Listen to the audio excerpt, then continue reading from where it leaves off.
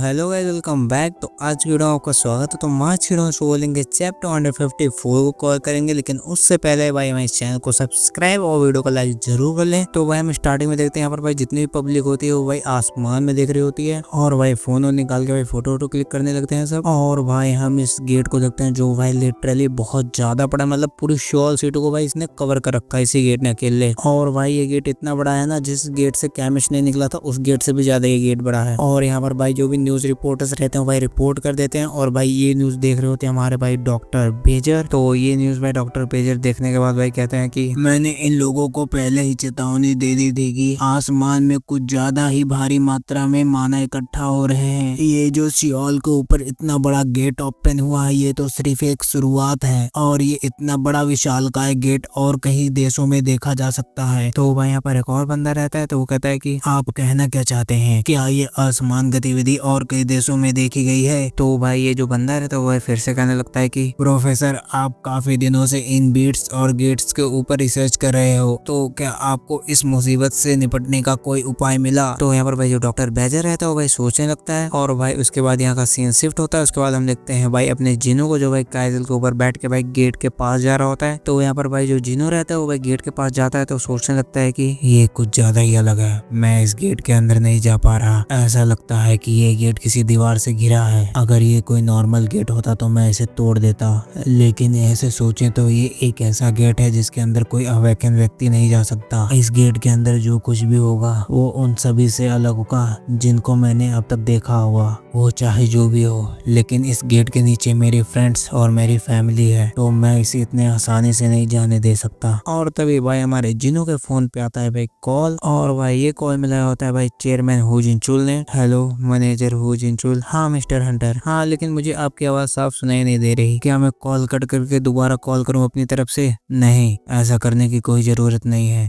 ऐसा इसलिए है क्योंकि मैं अभी ऊंचाई पर हूँ और अब से मैं आपको चेयरमैन हु जिनचुल कहकर बुलाऊंगा। तो भाई यहाँ पर जो हु जिनचुल रहता है वो कहता है कि आप मुझे जो भी बुलाना चाहते हैं वो बेझिझक बुला सकते हैं, वैसे भी ये पोजीशन मेरी योग्यता से ज्यादा है। तो यहाँ पर भाई जो हमारा जिनो रहता है भाई फोन में कहता है कि मैंने आपसे जिस बारे में पूछा था क्या आपने उसके बारे में कुछ पता लगाया। तो भाई जो हु जिनचुल रहता है वो कहता है कि हाँ, मैंने अन्य सभी देशों के हंटर एसोसिएशन से कह दिया है कि वो आसमान को सैटेलाइट से स्कैन करें, लेकिन पूरी दुनिया में कहीं भी कोई नया गेट नहीं खुला अभी। तो भाई यहाँ पर जो हमारा जिनू रहता है वो कहता है कि तो क्या आपका कहने का मतलब है कि जो गेट पहले से खुले हैं वही गेट खुले और कोई नया गेट नहीं खुला है। तो भाई यहाँ पर जो वो जिनचुल रहता है वो कहता है कि हाँ, मतलब कि भाई इस गेट को खुले हो चुके हैं भाई 3 घंटे, लेकिन भाई पूरे दुनिया में भाई कहीं पर भी गेट ओपन नहीं हुआ, और जो भाई गेट ओपन हुआ भी है ना वो बंद हो गया जब ये गेट ओपन हुआ इतना बड़ा वाला। तो उसके बाद में भाई जो वो जिनचुल रहता है वो हमारे जिनों से कहने लगता है फोन में कि हमारी पहली योजना यह है कि हम वहाँ के नागरिकों को वहाँ से हटाएंगे और हम स्टेप बाय स्टेप अपने प्लान को आगे बढ़ाएंगे। लेकिन हंटर संघ आपका क्या प्लान है। तो यहाँ पर भाई जो हमारा जिनू रहता है वो कहता है कि हमें नहीं पता कि कल क्या होगा, लेकिन चाहे जो भी हो जाए मैं सेब का पेड़ जरूर लगाऊंगा। तो भाई रियलिटी में बताओ भाई एप्पल का पेड़ लगाना मतलब कुछ हो गया, मुझे नहीं पता ये क्या सीन है, बट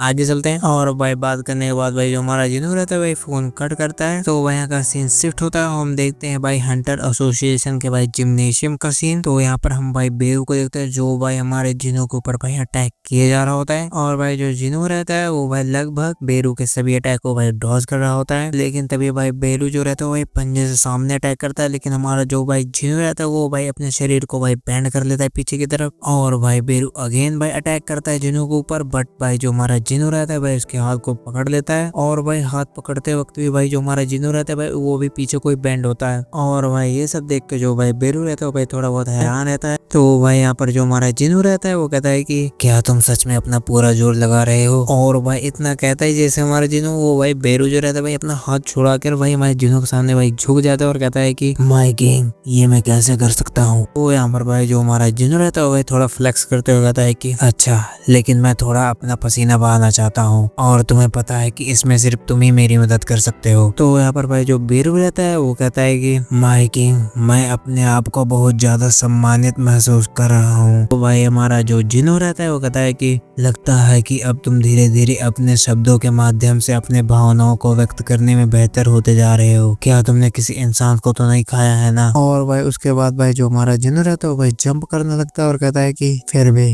चलो शुरू करते हैं। और भाई यहाँ पर जो बेरू रहता है वो भी भाई अपने फुल पावर के साथ भाई लड़ने के लिए तैयार हो जाता है। और तभी भाई जो बेरू रहता है वो भाई हमारे जिनो के ऊपर भाई जंप करता है और भाई एक अटैक भी करता है। बट भाई जो हमारा जिनो रहता है वो भाई पीछे होकर भाई इस अटैक को डॉज कर लेता है। और भाई यहाँ पर जो बेरू रहता है वो भाई एक और अटैक करता है। बट भाई जो हमारा जिनो रहता है इस अटैक को भी भाई डॉज कर देता है। और भाई इस अटैक को डॉज करते हुए भाई जो हमारा जिनो रहता है वो कहता है कि अब तुम ताकतवर लग रहे हो, वैसे भी तुम एक कमांडर हो। और उसके बाद भाई जो बेरू रहता है वो भाई कंटिन्यू मतलब कई सारे अटैक करता है हमारे जिनो को, लेकिन भाई जो हमारा जिनो रहता है मतलब वो सभी अटैकों को भाई डॉज कर रहा होता है। और भाई बेरू के सभी अटैक से बचने के बाद भाई जो हमारा जिनो रहता है वो भाई बेरू के पेट पे भाई एक मुक्का भाई मारता है और कहता है कि लेकिन क्या तुम जानते हो एक सेना में सिर्फ एक ही कमांडर हो सकता है। एक बार ग्रीड और इग्रिस जनरल पोजीशन पे पहुंच जाते हैं तो वे तुम्हें आसानी से हरा सकते हैं। अगर तुम ये नहीं चाहते कि तुम्हारे पद को छीना जाए तो तुम्हें बेहतर बनना होगा। और भाई ये सब सुनने के बाद भाई जो बेरू रहता है भाई उसका मत्था सनक जाता है और भाई ऊपर नीचे दाएं बाएं मतलब भाई एकदम तड़ातड़ भाई एकदम फुल स्पीड में लड़े जा रहे होते हैं। और भाई यहाँ पर जो हमारा जिनो रहता है भाई सोच रहा होता है कि इतना काफी नहीं है, बेरू मेरी शैडो शोल्डर आर्मी में से सबसे ज्यादा ताकतवर हो सकता है लेकिन उन सबसे लड़ने के काबिल नहीं है। और तभी भाई जो बेरू रहता है भाई एक और अटैक करता है हमारे जिनो के ऊपर, लेकिन भाई जो हमारा जिनो रहता है वो भाई उस अटैक से भी बच जाता है और ये अटैक सीधा लगता है भाई जमीन पे और भाई जमीन में भाई फूट फाट जाती है। और भाई जो हमारा जिनो रहता है भाई एकदम चिल्ल मार के भाई बेरू के पीछे खड़ा होता है। और तभी भाई जो हमारा जिनो रहता है बेरू के ऊपर भाई एक मुक्का मारता है और भाई इसी एक मुक्के से भाई बेरू जो रहता है वो भाई चपक जाता है पीछे दीवार में। तो उसके बाद भाई जो बेरू रहता है वो कहता है कि माय किंग, मैं आपकी इस खतरनाक शक्ति से हैरान हूँ। तो यहाँ पर भाई जो जिनो रहता है वो कहता है कि लगता है अब मुझे हिस्टोरिकल ड्रामा चैनल्स को ब्लॉक कर देना चाहिए क्योंकि तुम उन्हें ज्यादा ना देखो। और यहाँ पर भाई जो बेरू रहता है सब बातें सुनकर भाई अपने आप को हील कर रहा होता है। तो अब तुम्हारा टेस्ट खत्म हुआ, अब मुझे इस जगह की साफ सफाई करनी होगी। और हम भाई यहाँ पर देखते हैं भाई चारों तरफ भाई गड्ढे ही गड्ढे हो गए होते हैं भाई जगह पर। और तभी भाई हमारा जो जिनो रहता है भाई कॉल पे बात करने लगता है और कहता है कि चेयरमैन आप टेंशन मत लीजिए, अब मेरी बात सुनिए, मेरे पास 300 चीटियां हैं जो श्रमिक काम करने में बेहतर हैं। और भाई इसके बाद होता है भाई सीन शिफ्ट। तो यहाँ पर भाई हम शियोल के एक होटल का सीन देखते हैं और तभी यहाँ पर भाई जो लॉरा रहती है वो कहती है कि मिस्टर क्या आप नहीं जाएंगे। तो यहाँ पर भाई जो थॉमस रहता है वो कहता है कि हाँ,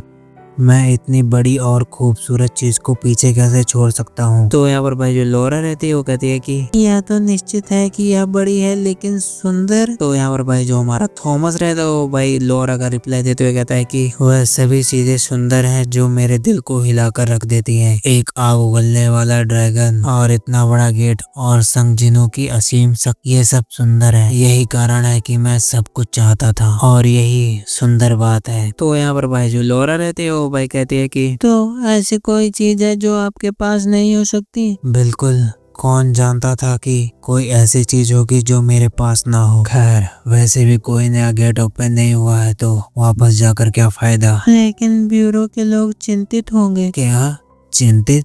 अच्छा है, सबसे सुरक्षित जगह संगजिनों के पास है। इसके अलावा अगर इस गेट को नहीं बंद किया गया तो कोई चिंता की बात नहीं होगी। इसीलिए मैं सब कुछ अपनी आंखों से देखना चाहता हूँ। मैं यह देखना चाहता हूँ कि यह मानव जाति की अंत होगी या नई शुरुआत होगी। और भाई इसी के साथ ये चैप्टर यहीं पर होता है खत्म। तो यहीं पर वीडियो को करते हैं हम खत्म। और भाई थोड़ा बहुत सपोर्ट दिखाओ अपने भाई को, भाई कमेंट करो और भाई वीडियो को लाइक जरूर करो और चैनल को सब्सक्राइब करना तो भूलो ही मत। तो बाय बाय।